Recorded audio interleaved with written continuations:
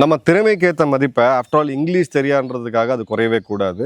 அப்படிப்பட்ட இங்கிலீஷை எப்படி ஈஸியாக கற்றுக்கலான்றதுக்கு இதை கொஞ்சம் பாருங்கள். இந்த கோர்ஸில் பிடிஎஃப், புக்கு, வீடியோன்னு சொல்லி நம்ம ஸ்கூலில் கற்றுக்கிட்ட மாதிரி கற்றுக்க வைக்க மாட்டாங்க. ஏன்னா நம்ம மார்க்ஸ்க்காக இதை படிக்கல, இங்கிலீஷ் கம்யூனிகேஷன் தெளிவாக இருக்கணுன்றதுக்காக படிக்கிறோம். அதுக்கு நீங்கள் தினமும் பேசி பயிற்சி பண்ணுறது ரொம்ப ரொம்ப முக்கியம். அதுக்காகவே எக்ஸ்பர்ட்ஸ்லால் உருவாக்கப்பட்ட ஒரு பிரத்யேகமான கோர்ஸ் தான் இந்த சூப்பர் நோவா ஏஐ கோர்ஸ். இதில் 1000க்கும் அதிகமான இங்கிலீஷ் ஸ்பீக்கிங் ஆக்டிவிட்டீஸ் இருக்குது. உங்களுடைய மேனேஜருக்கு இருக்கக்கூடிய கால், கிளைண்ட் கான்வர்சேஷன், அப்ரைசல் மீட்டிங் போன்ற ரியல் லைஃப் சிச்சுவேஷனை உங்களை ஸ்டெப் பை ஸ்டெப்பாக கற்றுக் கொடுத்து உங்களை ப்ராக்டிஸ் பண்ண வைப்பாங்க. நீங்கள் இதை தொடர்ந்து 30 நாள் கன்சிஸ்டண்ட்டாக ப்ராக்டிஸ் பண்ணீங்க அப்படின்னா 31வது நாள் உங்களுடைய கான்ஃபிடென்ஸில் நீங்கள் பேசக்கூடிய விதத்தில் ஒரு பெரிய இம்ப்ரூவ்மெண்ட் இருக்கிறத நீங்கள் கண்கூடாக பார்க்கலாம். இதை தவிர உங்களை மானிட்டர் பண்ணுறதுக்கும் உங்களை மோட்டிவேட் பண்ணுறதுக்கும் ஒரு ஹேபிட் மென்டரும் ப்ரொவைட் பண்ணுறாங்க. அதனால இனிமேல் வாட்ஸ்அப் வீடியோஸ், பிடிஎஃப், சாட் ஜிபிடின்னு சொல்லி பார்த்து இங்கிலீஷ் கற்றுக்கக்கூடிய முயற்சிகளை டைம் வேஸ்ட் பண்ணாமல் சூப்பர் நோவா ஏஐ ஒரு தடவை ட்ரை பண்ணி பாருங்கள். வீடியோவில் இருக்கக்கூடிய டிஸ்கிரிப்ஷனில் இதற்கான லிங்க் இருக்குது.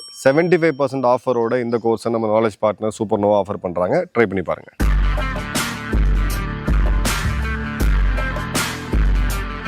வணக்கம், ஜெயஹிந்த். இன்றைக்கி நம்ம சேனலில் ஒரு மிக முக்கியமான அப்டேட் பார்க்க போகிறோம். இது ஒரு வரலாற்று நிகழ்வு அப்படின்னே சொல்லலாம். வீடியோ ஃபுல்லாக பாருங்கள். ஓபெக் அப்படின்ற அமைப்பு, இவங்க யுஏஇ 1967 செய்கிறாங்க. ஓபெக் அப்படின்றோட சிம்பிள் அண்டர்ஸ்டாண்டிங் என்னென்னா, உலகத்தோடைய இன்றியமையாத ஒரு விஷயம் அப்படின்னு பார்த்தீங்கன்னா இன்றைக்கி தேதிக்கு எனர்ஜி, அதாவது நம்மளுடைய ஆயில் அண்ட் கேஸ். இதை உற்பத்தி செய்யக்கூடிய நாடுகள், அதாவது இயற்கை வளம் இவங்க இருக்கிட்ட இருக்குது, அதை பூமியிலேருந்து எடுத்து அந்த கச்சா எண்ணெயாக விற்கக்கூடிய நாடுகள் ஒன்று சேர்ந்து ஒரு கூட்டமைப்பை அமைக்கிறாங்க. அது என்ன அப்படின்னா, சிம்பிளாக சொல்லணும்னா கார்ட்டல். இப்போ இவங்க அந்த கூட்டமைப்பை அமைச்சு இவ்வளோதான் ஒரு நாடும் ஆயில் எடுக்கணும், அதிகமாக எடுத்தால் விலை வீழ்ச்சி ஏற்படும் அப்படின்னு சொல்லிட்டு, இப்போ கச்சா எண்ணெயோட ஆக்சுவல் விலை எடுத்தீங்க, இவங்க 100% லாபம் வச்சாலுமே பார்த்தீங்கன்னா $50 தாண்டக்கூடாது. பட் பல காலகட்டங்களில் $150 வரைக்கும் போன சூழ்நிலையெல்லாம் நம்ம பார்த்தோம்.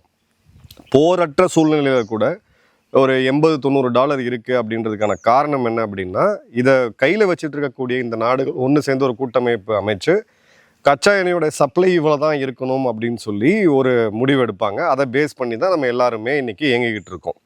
நம்ம அன்றாடம் பயன்படுத்தக்கூடிய விஷயங்களுடைய விலை அப்படின்றது எல்லாமே இதை வச்சு தான் தீர்மானிக்கப்படுது. ஏன்னா ஆயில் ப்ரைஸை வச்சு தான் லாஜிஸ்டிக்ஸ் காஸ்ட்டை வச்சு தான் ஒரு பொருளோடைய உற்பத்தி, அதாவது விலை அப்படின்றது நம்ம கன்சியூமிங் பண்ணக்கூடிய விலை அப்படின்றது. இப்போ இந்த கூட்டமைப்பிலிருந்து யுஏஇ விலகியிருக்காங்க. இதுதான் இங்கே இருக்கக்கூடிய அந்த பிரேக்கிங் நியூஸ். இப்போ ஒரு ஹிஸ்ட்ரி பார்ப்போம். 1967 அபுதாபி ஓபெக்கை ஜாயின் பண்ணுறாங்க. அப்போ யுஏஇ உருவாகலை.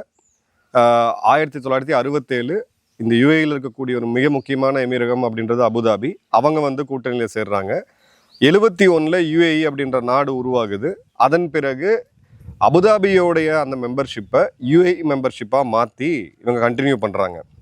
90களில் இப்போ இந்த நாடுகள் என்ன பண்ணுறாங்க அப்படின்னு பார்த்தீங்கன்னா, இப்போ சர்வதேச அளவில் ஒரு $1 பில்லியன் கச்சா எண்ணெய் பேரல், 1 பில்லியன் பேரல் ஒரு நாளைக்கு தேவைப்படுது அப்படின்னா, இந்தந்த நாடுகளுக்கு நடுவில் நீங்கள் இவ்வளோதான் பணம் எடுக்கணும் அப்படின்னு சொல்லி ஒரு சீலிங் கொடுத்துருப்பாங்க. யார் யார்கிட்ட எவ்வளோ ஆயில் இருக்குன்றதை பொறுத்து நீங்கள் இவ்வளோ தான் எடுக்கணும் அப்படின்ற ஒரு ப்ரொடக்ஷன் டார்கெட்டை கொடுத்துருப்பாங்க. அந்த ப்ரொடக்ஷன் டார்கெட்டை நீங்கள் எக்ஸீட் பண்ண முடியாது. 90களில் யுஏஇ அதை பிரேக் பண்ணுறாங்க. மேனேஜ்மெண்ட் படிக்கக்கூடிய மாணவர்களுக்கு தெரியும், மேனேஜ்மெண்ட் படித்தவங்களுக்கு தெரியும். பிரிஸ்னஸ் டயலமா அப்படின்னு நம்ம ஒன்று படிப்போம். அந்த பிரிஸ்னஸ் டயலமாவோடைய கிளாசிக்கல் எக்ஸாம்பிள் தான் யுஏஇயோடைய இந்த நடவடிக்கை. அப்போது கச்சா எண்ணெயோடைய விலை $1 பில்லியன் அளவுக்கான, 1 பில்லியன் பேரல் அளவுக்கான உற்பத்தி ஒரு நாளைக்கு அப்படின்ற போது, ஃபார் எக்ஸாம்பிள் $100 இருக்குது அப்படின்னா, இதை நீங்கள் அப்படியே 1.2 பில்லியன் ஆக்குனீங்கன்னா $100 சரிஞ்சு அது ஒரு $80 வரதுக்கான வாய்ப்புகள் இருக்குது. ஏன்னா சப்ளையை விட டிமாண்ட் அதிகமாக இருந்துச்சு அப்படின்ற போது விலையேற்றம், டிமாண்டை விட சப்ளை அதிகமாக இருக்கும்போது விலையிறக்கம். இதுதான் உலக நீதி. இந்த இடத்துல கிளாசிக்கலாக 1990s இதை பிரேக் பண்ணுறாங்க. அதன் பிறகு பார்த்தீங்கன்னா 2018-19 இந்த ஓபெக் நாடுகளுடைய இந்த ப்ரொடக்ஷன் சீலிங் அப்படின்றதும் யுஏஇயோடைய கெப்பாசிட்டி க்ரோத் அப்படின்றதுக்கும் ஒரு பெரிய முரண் வருது. ஏன்னா இப்போ அந்த எண்ணெயை எவ்வளோ வருஷம் எடுக்கலாம், டெய்லி 1 லிட்டர் நான் அடுத்த 500 வருஷத்துக்கு எடுக்க போகிறேன்னா, இல்லை டெய்லி 5 லிட்டர் எடுத்துகிட்டு நான் இன்றைக்கி என் பொருளாதாரத்தை டெவலப் பண்ண போகிறேனான்றது ஒரு நாட்டோடைய கொள்கை. அப்போ அந்த டிசிஷன்ஸ் எல்லாமே இவங்களுக்கு ஓபெக் நாடுகள் கொடுக்கக்கூடிய இந்த கோட்டா சிஸ்டத்தில் யூஏஇக்கு பெரிய ட்ரபிள் வருது. 2022 25 இப்போ பார்த்தீங்க அப்படின்னா கோவிட் டைமில் கச்சா எண்ணெயுடைய விலை ஆல்மோஸ்ட் $20 போச்சு, அதுக்கு கீழேயும் போச்சு. ஏன்னா உலகமே முடங்கி போயிருக்கு, யாருக்குமே வாகனங்கள் வண்டி வாகனங்கள் பெரிய அளவுக்கு போகலை. அந்த சமயத்தில் டிமாண்ட் கம்மியாகும் பொழுது சப்ளை அதிகமாகிட்டே இருந்துச்சு. ஸோ அப்போ இவங்க ஒரு கட் ஒன்று கொடுத்தாங்க, இவ்வளோதான் நீங்கள் ப்ரொடியூஸ் பண்ணணும், உற்பத்தியை கம்மி பண்ணுங்க அப்படின்ட்டு. அப்பயுமே யூஏஇக்கு பெரிய ப்ராப்ளம் இருந்ததை நம்ம பார்க்குறோம். இப்போ ஏப்ரல் 2026 இப்போது இந்த சமயம் நம்ம பார்த்தோம் அப்படின்னா February 28 இந்த போர் அப்படின்றது துவங்குது. இப்போது இந்த ஓபெக்கில் மிக முக்கியமானது பார்த்தீங்கன்னா ஓபெக் ப்ளஸ் ரஷ்யா போன்ற நாடுகளும் இதில் கூட்டமைப்பில் இருக்கிறாங்க.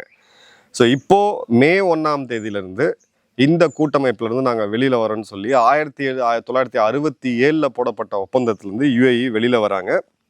ஒரு மிகப்பெரிய உலகத்தை இன்னைக்கு ஃபியூச்சர் குளோபல் ஆர்டரை மாற்றக்கூடிய ஒரு முடிவு. ஒரு குட்டி நாடு, பட் எண்ணெய் வளம் கொண்ட நாடு. இப்போ இந்த ஃபஸ்ட்டு நாடு பிரேக் அவுட் ஆகுது.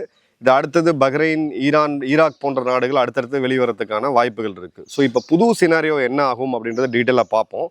ஃபஸ்ட்டு இவங்களுடைய ஆயில் கெப்பாசிட்டி எவ்வளோ, இந்த டீட்டெயில்ஸ் ஸ்டாட்டிஸ்டிக்ஸை பார்ப்போம். ஓபெக் நாடுகளுடைய ரேங்க் படி 3வது மிகப்பெரிய உற்பத்தியாளர் யூஏஇ. முதல்ல சவுதி அரேபியா, 2வது ஈராக், 3வது பார்த்தீங்கன்னா யூஏஇ. இப்போ கரண்ட் ப்ரொடக்ஷன், அதாவது இந்த ஈரான் போர் துவங்கிறதுக்கு முன்னாடி ப்ரொடக்ஷன் எடுத்திங்கன்னா 34 லட்சம் பேரல் பர் டே. இப்போ அது கம்மியாகி 19 லட்சம் பேரல் பர் டே அப்படின்ற அளவுக்கு இருக்குது. இவங்களுடைய ஆக்சுவல் கெப்பாசிட்டி எடுத்திங்கன்னா கிட்டத்தட்ட 50 லட்சம் பேரல் பர் டே. ஸோ 50 லட்சம் அவங்களால விற்க முடியும், பேரல் பர் டே விற்க முடியும். ஆனால் இந்த ஓபெக் நாடுகளுடைய இந்த கோட்டா சிஸ்டத்தில் அவங்க இருந்ததுனால இவங்களால் வெறும் பார்த்தீங்க அப்படின்னா 34 லட்சம் பேரல் தான் அவங்களால விற்க முடியுது. இப்போது இவங்களுடைய டார்கெட் ஆட்னாக், இவங்க இந்த நிறுவனத்தோட டார்கெட் எடுத்தீங்க அப்படின்னா 50 லட்சம் பேரல் பர் டே. ஸோ 34 லட்சத்துக்கும் 50 லட்சத்துக்கும் இருக்கக்கூடிய கேப் பார்த்தீங்கன்னா கிட்டத்தட்ட 16 லட்சம் பேரல் பர் டே உண்டான வர்த்தகம் யூஏஇ லூஸ் பண்ணுது. இப்போ அதிகபட்சமாக பார்த்தீங்க அப்படின்னா அவங்களால 60 லட்சம் பேரல் வரைக்கும் போக முடியும். மார்க்கெட் டிமாண்ட் ஜென்ரலாக பார்த்தீங்கன்னா சம்மர்ஸில் அதிகரிக்கும். இப்போ குளோபல் ப்ரொடக்ஷனில் எடுத்தீங்க அப்படின்னா 4% உலகத்துடைய கச்சா எண்ணெய் உற்பத்தியை யூஏஇ தான் பண்ணிக்கிட்டு இருக்காங்க. இவங்களுடைய பிரைமரி டெஸ்டினேஷன் யாருக்கு இவங்க எக்ஸ்போர்ட் பண்ணுறாங்க, ரொம்ப ரொம்ப முக்கியமாக நம்ம கவனிக்க வேண்டியது இந்தியா, சைனா மற்றும் ஜப்பான். ஸோ இந்த கூட்டமைப்பிலிருந்து யூஏஇ வெளியில் வரும் பொழுது யூஏஇ எவ்வளோ வேணாலும் இனி அவங்க 50 லட்சம் பேரல்லேருந்து 60 லட்சம் பேரல் வரைக்கும் கூட அவங்களால உற்பத்தி பண்ண முடியும். ஸோ மார்க்கெட்டில் ஒரு மிகப்பெரிய கச்சா எண்ணெய் விலை வீழ்ச்சியை நம்ம பார்க்க தான் போகிறோம். இந்த போர் அப்படின்றது சீக்கிரம் முடிவுக்கு வந்துடும். அதன் பிறகு இந்த கரெக்ஷனை நம்ம தெளிவாக பார்க்க முடியும். ஸோ ஓபெக்கோடைய ப்ளஸ் கோட்டா கன்ஸ்டன்ட் எடுத்தீங்க அப்படின்னு பார்த்தீங்கன்னா இவங்களுடைய ஆக்சுவல் கெப்பாசிட்டியை விட 30% அவங்க கம்மியாக ப்ரொடியூஸ் பண்ணிகிட்டு இருக்காங்க.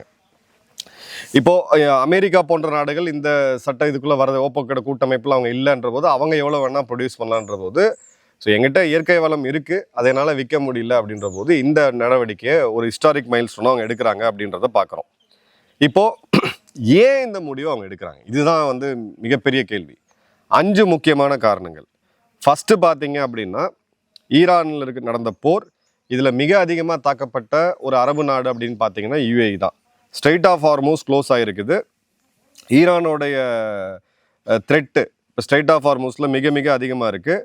யூஏஇயோடைய ஏற்றுமதி அப்படின்றது 34 லட்சம் பேரல் ஒரு நாளை இருந்த 34 லட்சம் பேரல் பெர் டேன்னு இருந்தது, இப்போ 19 லட்சமாக குறைஞ்சிருக்கு. அவங்களோட பொருளாதாரம் மிகப்பெரிய லெவலாக பாதிக்கப்பட்டிருக்கு அப்படின்றத பார்க்குறோம்.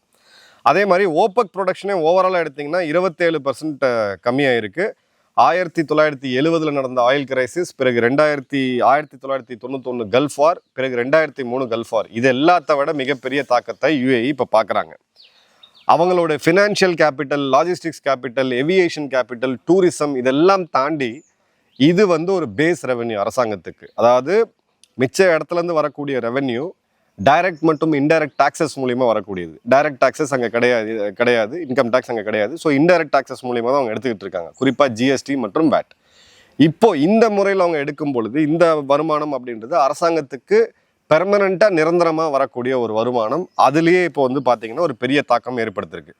அடுத்தது பார்த்தீங்க அப்படின்னா இவங்களுடைய கெப்பாசிட்டியை இன்க்ரீஸ் பண்ணுறதுக்கு அமெரிக்கா இப்போ ஒரு மிகப்பெரிய முதலீடுகளை செஞ்சுருக்காங்க. இவங்களுடைய ஆட்னாக் நிறுவனம் $150 பில்லியன், கிட்டத்தட்ட 1500 கோடிக்கு மேலே இன்வெஸ்ட்மெண்ட்டை இந்த எண்ணெய் ரிஃபைனரியில் அதை அதிகப்படுத்தணும் அப்படின்னு சொல்லி அவங்க இன்வெஸ்ட் பண்ணணும்னு பார்க்குறாங்க. அவங்களோட டார்கெட் வந்து 50 லட்சம் பேரல் பெர் டே. நான் ஏற்கனவே சொன்ன மாதிரி ஓபெக்கில் இவங்க கட்டுப்பாட்டுக்குள்ளே போகும்போது 34 லட்சம் பேரல் பெர் டே தான் அவங்க எடுக்க முடியும்.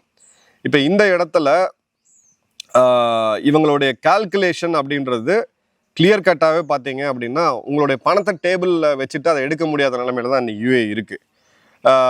ரைஸ்டர்ட் எனர்ஜியோடைய ஜார்ஜ் லியோன் அவர்கள் என்ன சொல்கிறாருன்னு பார்த்தீங்கன்னா, with demand nearing a peak the calculation for producers with low cost barrel is changing fast and waiting your turn inside a quota system starts to look like leaving money on the table. பணத்தை உங்கள் டேபிளில் விட்டு போகிறீங்க, அந்த மாதிரி நிலைமையில் இன்னைக்கு இருக்குது அப்படின்ட்டு. மூணாவது மிக முக்கியமான இது பார்த்தீங்க அப்படின்னா ரீசன் பார்த்தீங்கன்னா யுஏஇக்கும் சவுதிக்கும் நடக்கக்கூடிய ஸ்ட்ராட்டஜிக் டைவர்ஸ். ரெண்டு பேருமே சகோதரர்கள் அப்படின்னு சொன்னால் கூட இந்த அனௌன்ஸ்மெண்ட்டில் அவங்க வந்து ரொம்ப தெளிவாக இந்த நாடுகளுக்கு இருக்கக்கூடிய அந்த ரைவல்ரி தெளிவாகவே வருது. சவுதி, துருக்கி, பாகிஸ்தானுடைய அலையன்ஸை யுஏஇ சுத்தமாக விரும்பலை. யெமனில் இது ஒரு பெரிய பிரச்சனையை வந்து யுஏஇக்கு கொடுத்துட்டு இருக்கு. சவுதி துருப்புகள் நேரடியாக யுஏஇ துருப்புகளை தாக்கக்கூடிய சம்பவங்கள்லாம் நம்ம வந்து கடந்த 2 மாதம் முன்னாடி பார்த்தோம். அதனால தான் பாகிஸ்தானையும் வச்சு யுஏஇ நொறுக்கிட்டு இருக்காங்க. யுஏஇயில் இருக்கக்கூடிய நண்பர்கள் உங்கள் பாகிஸ்தான் ஃப்ரெண்ட்ஸுக்கு மறக்காமல் கன்வே பண்ணுங்கள். அங்கே கூட வேலை செய்யக்கூடியவங்களுக்கு வெகு விரைவில் பாகிஸ்தானுடைய வீசா அப்படின்றது மிகப்பெரிய ஒரு சவாலாக முடிஞ்சிடும். ஏன்னா இவங்க பாகிஸ்தான் சைடு எடுத்துட்டாங்க. அதன் பிறகு பார்த்தீங்க அப்படின்னா யுஏஇயோட ஸ்ட்ராட்டஜிக் அட்டானமி, யுஏஇயோடைய அதிபர் அவருக்கு ஒரு அட்வைசர், ஆலோசகர் இருக்கார், டாக்டர் அன்வர் கர்கேஷ் அப்படின்னு சொல்லிட்டு. அவர் என்ன அப்படின்னு பார்த்தீங்கன்னா strategic autonomy remains UAE's enduring choice அப்படின்றது தான். இப்போ அவங்களுடைய பராக் நியூக்ளியர் பிளான்ட் இதில் பார்த்தீங்கன்னா 25% யுஏக்கு தேவையான மின்சாரம் வந்து அங்கே வந்து அணுசக்தி மூலிமா தயாரிக்கப்பட்டு இருக்கு. ஸோ அவங்க இந்த மாதிரி பிளாக்ல மாட்டிக்கிட்டு இந்த பெரிய நாடுகள் கேட்கக்கூடிய ஒரு நிலைமையில நாங்கள் கிடையாது, அதை நாங்கள் பண்ணவும் மாட்டோம், எங்களுடைய சுதந்திரம் எங்களோட முடிவில் நாங்கள் தான் எடுப்போம் அப்படின்றது.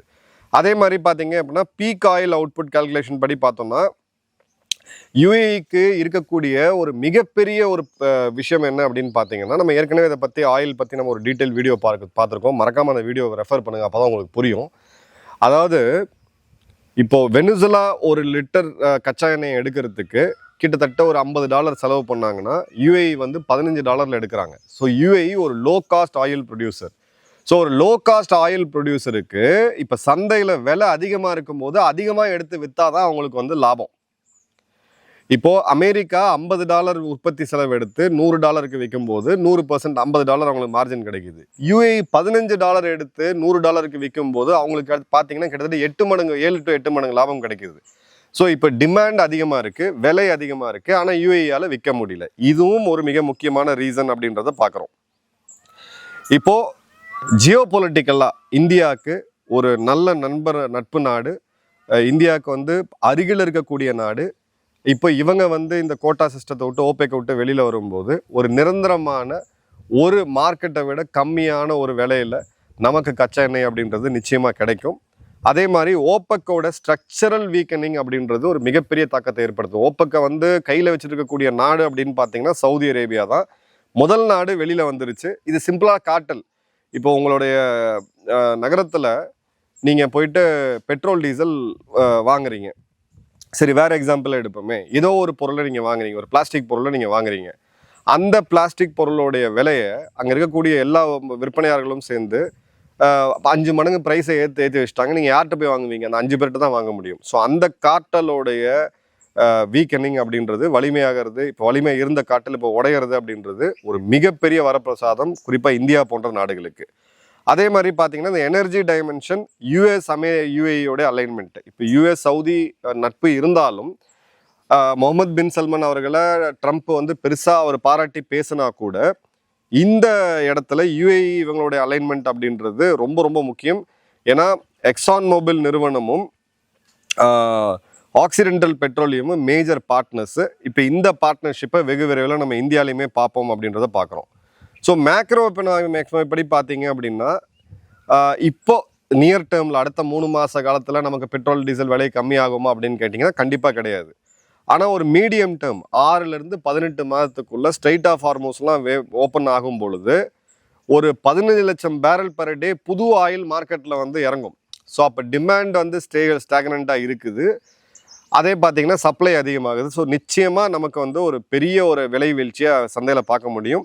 ஸோ இதில் நான் எக்ஸ்பர்ட் கிடையாது. பட் இதில் சம்மந்தப்பட்ட எக்ஸ்பர்ட்ஸோடைய கருத்துக்கள் பார்க்கும்போது கிட்டத்தட்ட $40 to $50 வரைக்கும் போகிறதுக்கான வாய்ப்புகள் கூட இருக்குது அப்படின்றத பார்க்குறோம். இது ஒரு மிகப்பெரிய தாக்கத்தை வந்து ஏற்படுத்தும். அதே மாதிரி பார்த்தீங்க அப்படின்னா ஆட்னாக் இவங்களுடைய நிறுவனத்தோடைய டார்கெட் 60 லட்சம் பேரல் பர் டே, இப்போ 34 லட்சம் 60 லட்சத்துக்கு அவங்க மூவ் பண்ணாங்க அப்படின்னா உலகத்தோடைய 4வது மிகப்பெரிய ப்ரொடியூசராக ஆயில் ப்ரொடியூசராக யுஏஇ மாறும். யுஎஸ், சவுதி, ரஷ்யா, அதன் பிறகு யுஏஇ. ஸோ யுஏஇ கூட நட்பில் இருக்கக்கூடிய நாடுகள், ஸ்ட்ராட்டஜிக் பார்ட்னர்ஷிப்பில் இருக்கக்கூடிய இந்தியா போன்ற நாடுகளுக்கு இது ஒரு பெரிய ஒரு அட்வான்டேஜ். ஏன்னா இந்தியா யுஏஇயோடைய மிகப்பெரிய ஆயில் பையர். இந்தியாவுக்கு நேரடியாக இந்த இடத்துல வந்து ஒரு பெனிஃபிட் இருக்குது அப்படின்றத பார்க்குறோம். இந்தியாவோடைய எனர்ஜி செக்யூரிட்டி இம்ப்ரூவ் ஆகுது. இப்போ ரஷ்யாவில் போர், யூரோப்பில் போர் தாக்கப்படுது, நம்மளோட தாக்கம் இருக்குது. சவுதியில் போர் நமக்கு தாக்கம் இருக்குது. ஸோ கிளியர் கட்டாக இந்தியாவுடைய இம்போர்ட் பில் அப்படின்றது கம்மியாகும். அதே மாதிரி யுஏஇ இப்போ சில இடங்களில் டைவர்சிஃபையும் பண்ணுறாங்க.